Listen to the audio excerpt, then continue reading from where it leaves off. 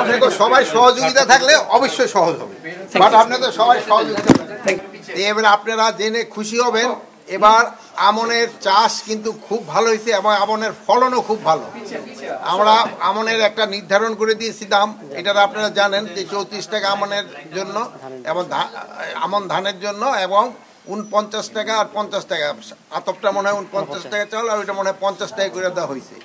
কৃষকরা এবার খুব আমনের ফলন ভালো, আমার মনে হয় এবার বাম্পার ফলন হবে আমনে। সে আমাদের যেমন বড়োতেও বাম্পার ছিল, এবার আমনেও বাম্পার। সবজির উৎপাদনও খুবই ভালো। আপনারা দেখছেন বাজারে যে সবজির দাম, এটা একটা মোটামুটি রিজনেবল। কিন্তু একটা বড় দুঃখের ব্যাপার হলো আলু চাষের কিন্তু একবার খুবই একটা বড় ধরনের মার খেয়েছে। এবার আলুর কিন্তু তারা দাম একেবারেই পায় নাই। বাট চাষিদের হয়তো আমরা কিছু প্রণোদনা দেওয়ার জন্য আমরা একটা ব্যবস্থা নিব, যেন তারা নেক্সটবারে ভালোভাবে আলুটা চাষ করে। যেহেতু এইবার আলুতে তারা, গতবার আলুতে তারা ভালো মোটামুটি একটা প্রফিট করতে পারছিল, এবার কিন্তু একটা বড় ধরনের একটা তাদের লস হয়েছে। কিন্তু এটা কিন্তু ইসেদের, এটা কৃষকরা লুজার হয়েছে। এই জন্য আমরা ক্ষতিগ্রস্ত প্রণোদনাটা আমরা কৃষকরে দিব, যেহেতু এটা লুজার হয়েছে কৃষক। কিন্তু ওই মাঝখানে বলেন যে কোল্ড স্টোর, এদের ওরকম বড় ধরনের তাদের কোনো না, কৃষকরা বড় ধরনের লুজার হয়েছে। এই একটা হলো সমস্যা। আর একটা হলো এবার পেঁয়াজ, আমাদের কিন্তু সামার পেঁয়াজের দাম হঠাৎ বাজারে একটুখানি বেড়ে গেছে। বাট আপনারা জানেন যে আমরা পেঁয়াজের জন্য কিন্তু অনেকগুলি ফ্লো মেশিন দিচ্ছি। এই জন্য কিন্তু পেঁয়াজ কিন্তু আমাদের এবার কিন্তু আমদানি ওরকম করতে হয় না। আমাদের মনে হয় আমদানিও করতেও হবে না, বাট এই জন্য আমদানি করার জন্য এই প্রায় 2000 উপরে অ্যাপ্লিকেশন করছে লোকজন। এই আমদানিটা করলে আমরা কৃষকরা একটা বড় ধরনের সাফার করবে।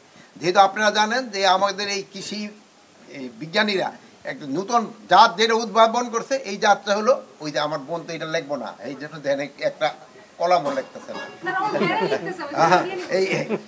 এই একটাও কি বলে, এই নতুন যে জাতের যে সামার অনিয়ন, এটা কিন্তু খুব তাড়াতাড়ি উঠানো শুরু হয়ে যাবে। এই জন্য আমাদের পেঁয়াজের কোনো ঘাটতি হবে না। কিন্তু এই কিছু কিছু এই দুষ্কৃতিকারী এরা কিন্তু এই দামটা বাড়ানোর চেষ্টা করতেছে, বাট এটা তারা সফল হবে না। এটা আপনাকেও চেষ্টায় তারা, আপনারা যদি আমরা সবাই চেষ্টা করি, তারা এই দুর্নীতি করতে সফল হবে। আমরা আমদানি ওরকম করার ইচ্ছা, আমরা আমদানি হয়তো আমরা অনুমতি আমাদের হয়তো দিতে হবে না, যেটা আমাদের যে প্রোডাকশন হয়েছে এটা আমাদের কৃষকরা যে উৎপাদন করছে, এটা আমাদের ভোক্তাদের চাহিদা মিটে। রাস্তা তো ওরকম ফাঁকা না, ফাঁকা থাকলে আপনারা আসলেন কিভাবে? আপনারা তো সবাই চলে আসছেন, রাস্তা ফাঁকা দেখে কি তাড়াতাড়ি চলে আসছেন?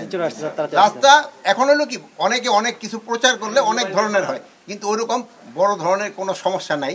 ছোটখাটো দুই একটা ঘটনা ঘটছে, এটা আপনারা মিডিয়ায় দেখছেন, আমিও দেখছি, এবং এটার ক্ষেত্রে সাথে সাথে কিন্তু আমরা অ্যাকশন নিচ্ছি। স্যার, শেখ হাসিনার গণহত্যা আপনারা এটা দেখেন যে এই যে কোর্টের কাছে ন্যাশনাল হসপিটালের সামনে যে দুইজন আপনারা এই ছবি দিচ্ছেন, এই জন্য আপনাকে অনেক অনেক ধন্যবাদ। তাদের জন্য কিন্তু আমরা আইনের আওতায় নিয়ে আসছি।